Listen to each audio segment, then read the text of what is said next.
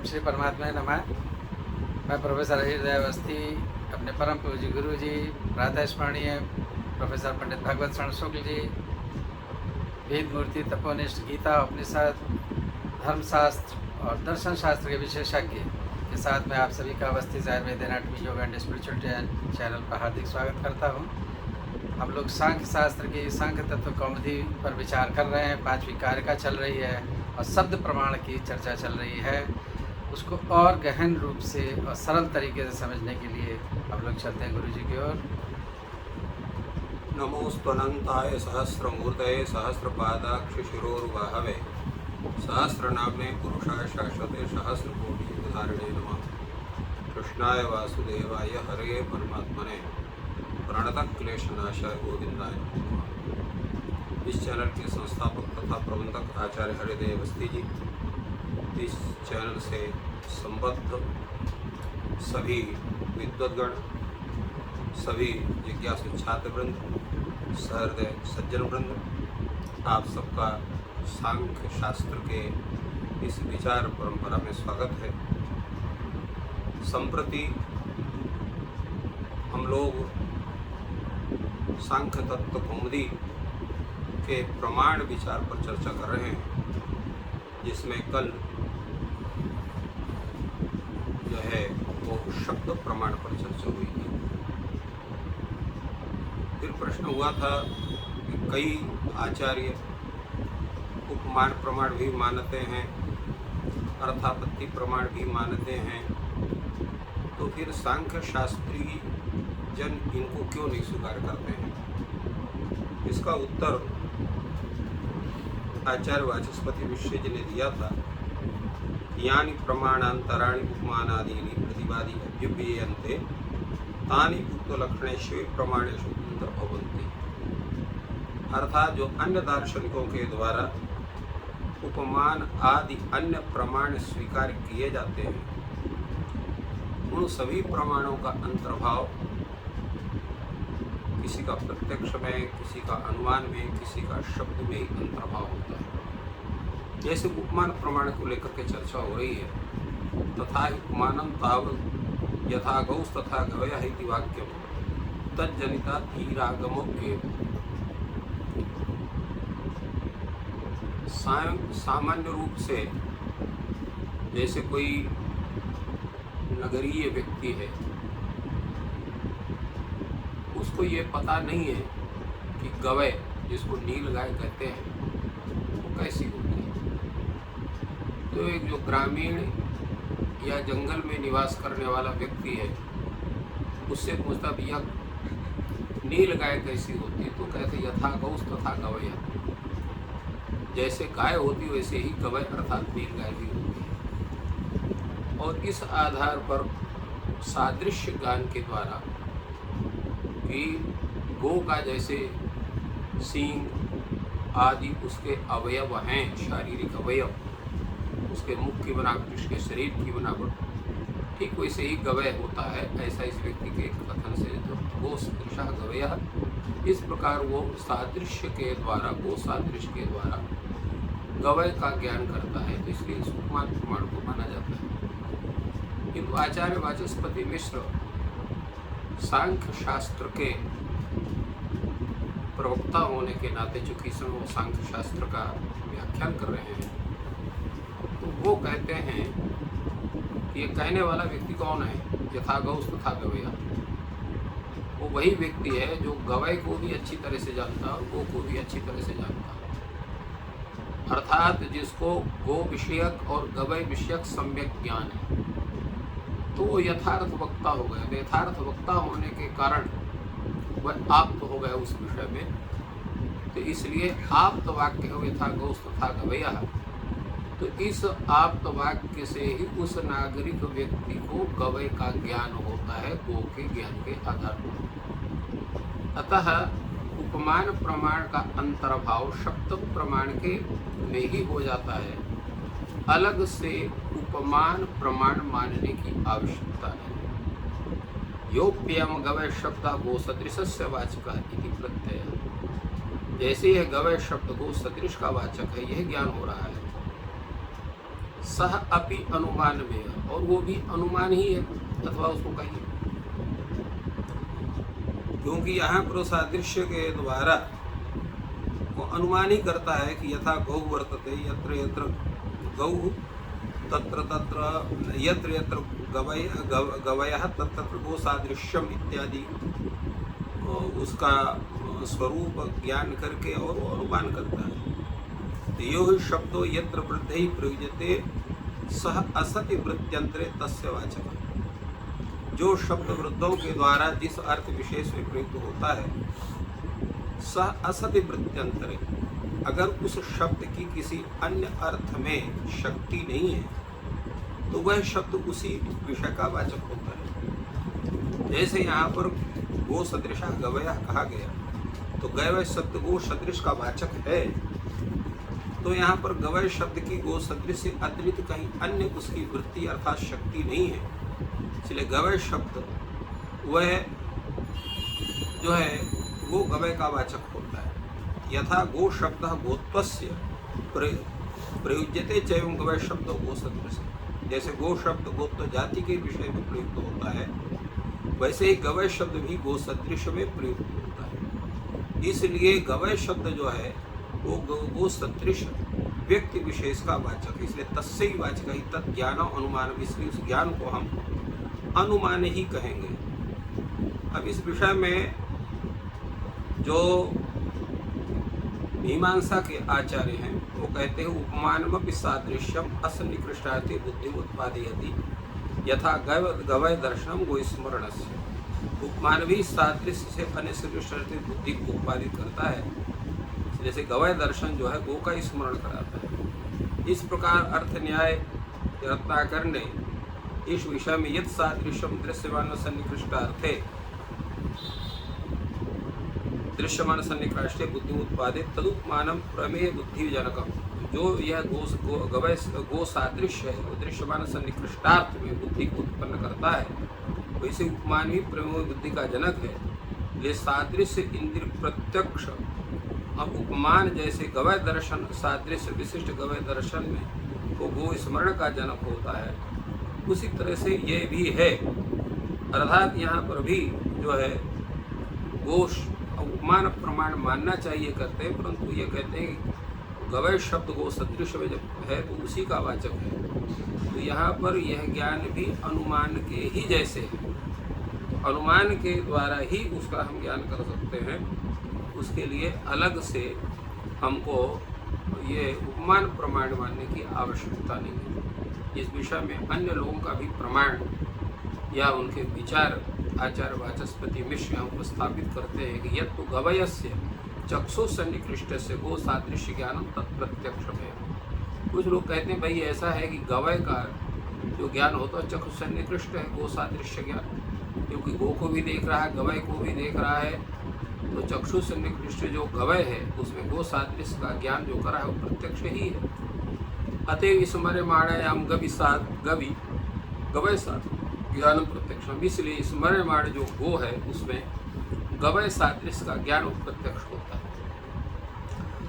न तो अन्यद गवि सादृश्यम अन्यच्च गवय, और वह जो गवि सादृश्य है वो गवय के अतिरिक्त और कहीं दूसरे दिखाई पड़ रहा है, और अन्य गवय से अन्य में भी नहीं दिखाई पड़ रहा है, और गवय में जो है किसी दूसरे का सादृश्य नहीं दिखा, केवल गो का ही सादृश्य दिखा रहा है। तो भूयो अवयव सामान्य योग जात्यंतरवर्ती जात्यंतरे सादृश्य उच्यते। सादृश्य का तात्पर्य क्या है कि जहाँ अधिक से अधिक अवयव सामान्य का संबंध अन्य जात्यंतरवर्ती जो दूसरे जाति में स्थित है उसका जात्यंतर में सादृश्य जो देखा जाए, तो यहाँ पर जो है अवयव सामान्य योग जो गो जाति में बैठा हुआ है, गोत्व जाति में बैठा हुआ है, या गोत्व जात्यवच्छिन्न गो में बैठा हुआ है, वह जात्यंतर अर्थात गवयत्व जात्यवच्छिन्न में वह सादृश्य दिखाई पड़ रहा है। इसलिए यहाँ पर सामान्य योग एक यहाँ पर प्रतीत हो रहा है, बराबर दोनों में है। सचेत गवय प्रत्यक्षा ज्ञप्युक्त था, यदि गवय में वो प्रत्यक्ष है तो गाय में भी वो प्रत्यक्ष है। इसी प्रकार न उपमान से प्रमेयांतरमस्ति, इसलिए जो है उपमान को अन्य प्रमेय के रूप में उसको ज्ञान करना उचित नहीं है। यत् प्रमाणांतरम उपमान भवे न प्रमाणांतरम उपमान। इसलिए जहाँ पर उपमान को प्रमाणांतर लोग मानते हैं वहाँ पर भी उपमान प्रमाणांतर नहीं है, अपितु वो जो है प्रत्यक्ष के अंतर्गत है, ऐसा किसी का कथन है। तात्पर्य है यहाँ पर कि इस स्थल में अन्न का सबका जो विचार है करते हुए यहाँ पर आचार्य वाचस्पति मिश्र ने यही बताया कि जो है वह ज्ञान जो उपमान का है वो अन्य प्रमाण नहीं है, अपितु उसको हम आगम के अंतर्गत भी उसका जो है अर्थात आप्त प्रमाण के अंतर्गत भी उसका हम कर सकते हैं, अनुमान प्रमाण के अंतर्गत भी उसको व्यवहार में ला सकते हैं और प्रत्यक्ष के अंतर्गत भी उसको हम ला सकते हैं। इस तरह से उन्होंने तीनों मतों का उल्लेख करके ये सिद्ध किया कि उपमान प्रमाण कोई अन्य प्रमाण नहीं है, उसका प्रत्यक्ष में या अनुमान में या शब्द में उसका अंतर्भाव हो सकता है। इसी प्रकार अर्थापत्ति भी कोई अन्य प्रमाण नहीं है, उसका भी अंतर्भाव अन्य प्रमाण अर्थात अनुमान में हो सकता है। इसके विषय में चर्चा करते हुए कहते हैं एवं अर्थापत्तिरपि न प्रमाणांतरम तथा ही जीवितश्चैत्रस्य गृहाभाव दर्शनेन बहिर्भावस्य अदृष्टस्य कल्पनम अर्थापत्ति वृद्धानाम। जो वृद्ध आचार्य हैं वो कहते हैं कि जीवतः तत्र जीवन चैत्रः गृहे नास्ति, ये वाक्य है। अर्थात चैत्र जीवित है किंतु घर में नहीं है। तो अगर कोई व्यक्ति जीवित है घर में नहीं है तो इसका मतलब है कि वो जो जीवित है उसकी सत्ता तो है ही है। तो गृह में अगर उसकी सत्ता नहीं है तो इसका मध्यत्र गृह के बाहर उसकी कहीं सत्ता है। तो येन बिना यत अनुपन्नम तत्तेन आक्षिप्यते।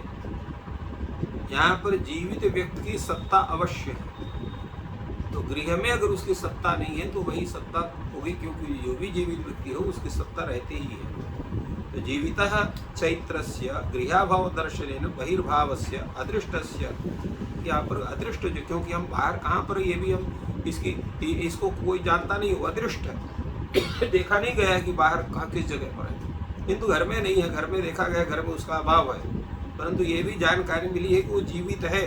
तो जीविता चैत्र से गृहाभाव दर्शन, जो बहिर्भाव की उसकी परिकल्पना है और जो बहिर्भाव का अदृष्ट है, देखा नहीं गया, इसी को अर्थापत्ति कहते हैं। इसी को अर्थापत्ति का एक और अलग से उदाहरण है कि पीनो यम देवदत्ता दीवा न भूलते। यह देवदत्त बहुत मोटा ताजा है किंतु दिन में नहीं खाता है, तो बिना खाए किसी का जो है मोटा होना, स्वस्थ होना वो संभव नहीं है।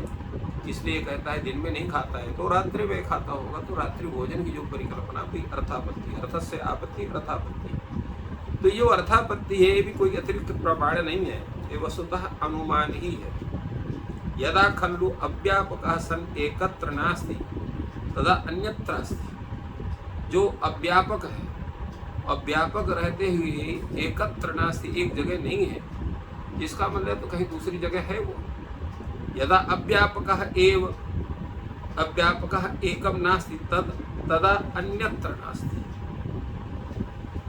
और यह अव्यापक एकत्र नहीं है, तदा अन्यत्र नास्ति, वो अन्यत्र नहीं है, ऐसा नहीं हो सकता।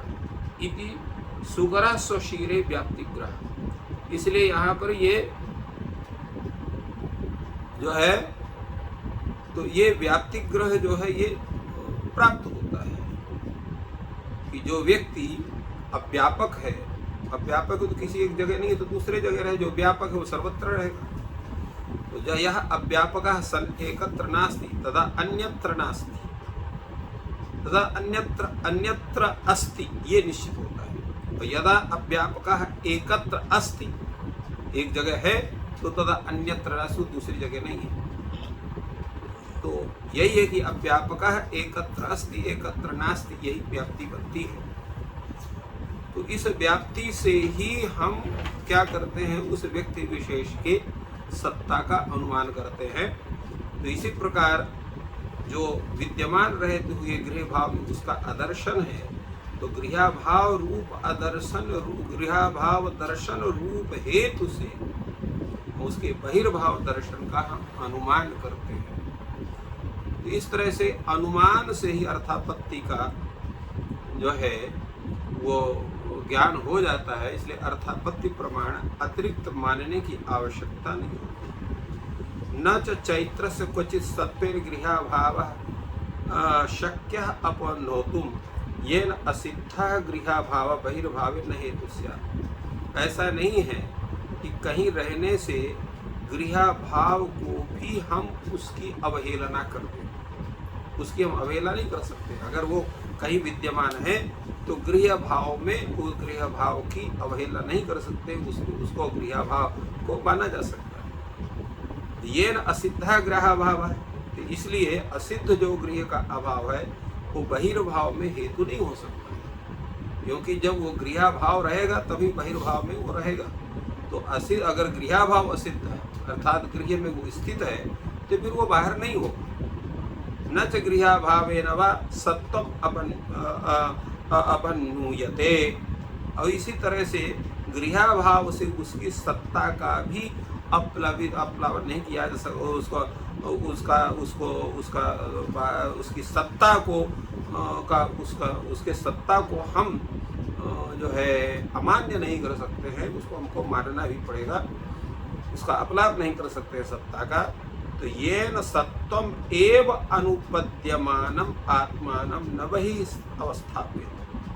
ये न तो उससे क्या होता है, ये न सत्वमेव वह विद्यमान रहते हुए अनुपद्यमानम, अनुपद्यमान जो है आत्मानम न वही अवस्थापित, अगर वो है और अगर वो एक जगह अनुपद्यमान है तो उसकी वही सत्ता का जो है अपलाप हम नहीं कर सकते हैं। अर्थात बाहर उसको माना, गृह में उसकी सत्ता है तो बाहर सत्ता नहीं है, अगर बाहर उसकी सत्ता है तो घर में सत्ता नहीं है, ये मानना आवश्यक है। तो इस तरह से वो अर्थापत्ति प्रमाण को भी न मान करके उसको अर्थापत्ति को अनुमान के अंतर्गत ही माने हैं। इस पर और विचार है जिस पर हम लोग बाद में चर्चा करेंगे।